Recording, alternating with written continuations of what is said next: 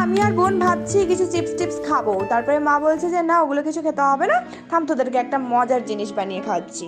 এটা বানানোর জন্য প্রথমেই 2 কাপ ময়দা নিয়ে নিয়েছে, তারপর 2 টেবিল চামচ বেসন, স্বাদ মতো লবণ, খাওয়া সোডা, 2টো ডিম, 1 চামচ অলিভ অয়েল, আর 1 কাপ চিনি।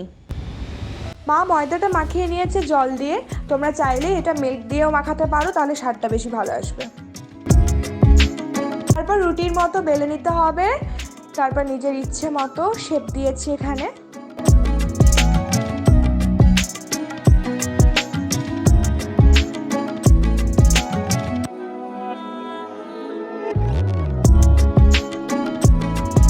তারপর তেলে ফ্রাই করে নিতে হবে, একটু রেড রেড করে ভাজতে হবে।